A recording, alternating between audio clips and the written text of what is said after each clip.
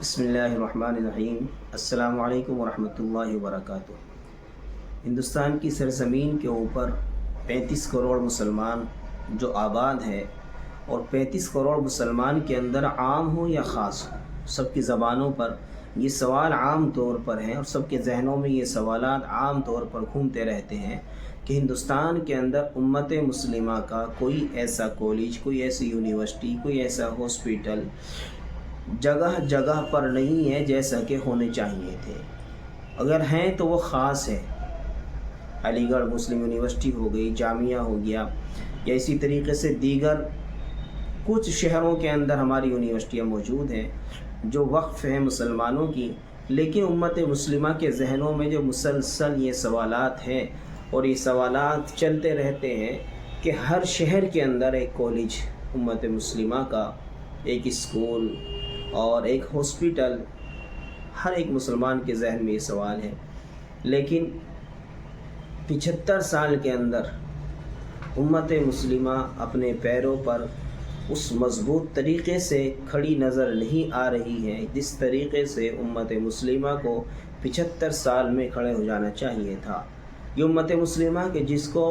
ساری انسانیت کی رہنمائی کرنی چاہیے تھی، سارے ملک کے انسانوں کو اس امت سے فیض پہنچنا چاہیے تھا یا فیض ہونا چاہیے تھا، ایسا کچھ بھی ہمارے درمیان سے نظر نہیں آتا ہے کہ ایسا کوئی کام ہو کہ جس سے پورا ملک امت مسلمہ سے فیضیاب ہو رہا ہو یا فیض حاصل کر رہا ہو۔ اس کے برعکس ایسا ہوا ہے کہ مسلمان دن بدن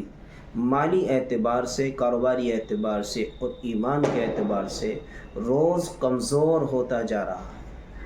اور مسلمانوں کی جتنی تنظیمیں ہمیں نظر آتی ہیں، وہ تنظیمیں بھی امت مسلمہ کے بارے میں ان باتوں کو کرتے ہوئے نظر آتی ہیں کہ مسلمانوں کے ایسے اسکول، ایسے کالج، ایسی یونیورسٹیاں اور اسی طریقے سے ہاسپیٹل، اسپتال ہونے چاہیے۔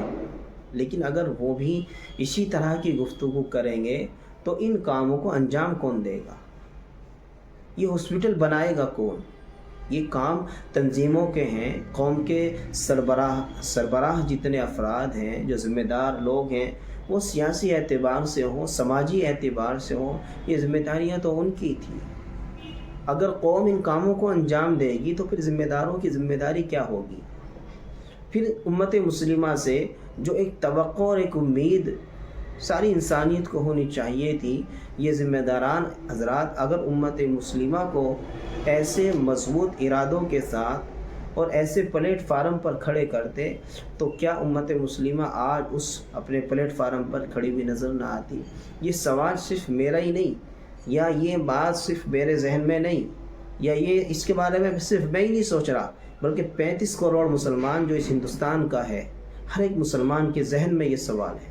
اور ہر ایک مسلمان اس بات کے اوپر غور کر رہا ہے، اور ایک فکر مند انسان جو ہے وہ اس کے بارے میں سوچ رہا ہے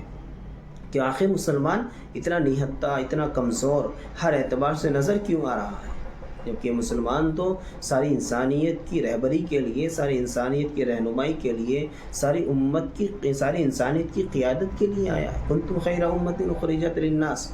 اور مسلمانوں کے پاس سب سے بہترین کتاب اللہ کا قرآن ہے، جو سارے کتابوں میں افضل، سب سے مقدس کتاب ہے، جو صرف اور صرف رہبری کرنے والی کتاب ہے، رہنمائی کرنے والی کتاب ہے، اور امت مسلمہ پھر بھی ہر اعتبار سے پیچھے نظر آ رہی ہے۔